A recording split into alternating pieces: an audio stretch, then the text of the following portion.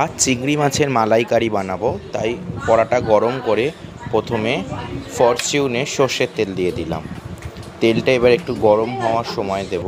গরম হওয়ার পর নুন হলুদ মাখিয়ে রাখা বড় বড় চিংড়ি মাছগুলোকে ভাজতে দিয়ে দিলাম।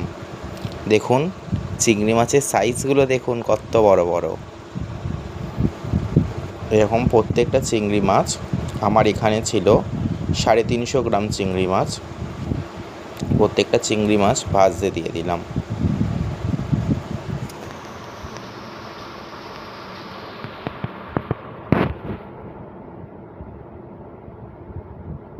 দেখুন কি সুন্দর কালার চলে এসছে। 5 মিনিট পরে আমি এটাকে আবার উল্টে পাল্টে দিলাম। দেখুন চিংড়ি মাছের সাইজগুলো কত বড় বড়।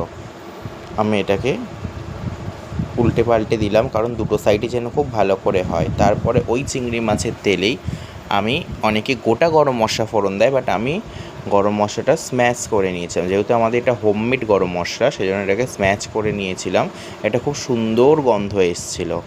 এই স্মেলটার জন্য আরও যেন রান্নার টেস্টটা আরও সুন্দর হয়ে গেছিলো। তারপর এর মধ্যে পেঁয়াজ কুচি দিয়ে দিলাম।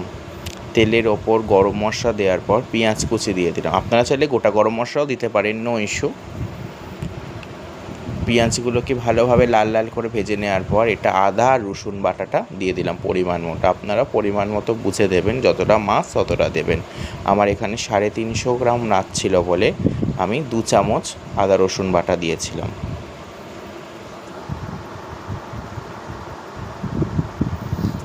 এই আদা রসুন বাটাটাকে ভালো করে কষিয়ে নিতে হবে, না হলে রসুন বাটার যে স্মেলটা সেটা থেকে যাবে।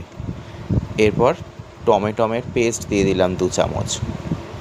টমেটোমটাও এরকম পেস্ট করে নিলে কি, প্রত্যেকটা জিনিস পেস্ট করে নিলে কি তার স্মেল আর কালার একটা আলাদাই আসবে। যে খুব সুন্দর করে দেখুন আমি ওটাকে পেস্ট করে নিয়েছিলাম, সেটা দিয়ে দিলাম। আর এটা একটুখানি চিনিকে আমরা না গুঁড়ো করে নিই। একটুখানি চিনি দিয়ে দিলে নুন ঝাল আর কালারের ব্যালেন্সটা থাকে। এরপর হলুদ গুঁড়ো, লঙ্কা গুঁড়ো এবং পরিমাণ মতো একটু নুন দিয়ে দেবেন। আর তারপর একটুখানি 1 চামচ জিরে গুঁড়ো দিয়ে দেবেন। জিরে গুঁড়োটা দিতে ভুলবেন না কিন্তু। আমার ভিডিওতে সবটা দেখানো স্কিপ পসিবল হয়নি, তাও আমি মুখে ডিকটেট করে দিলাম।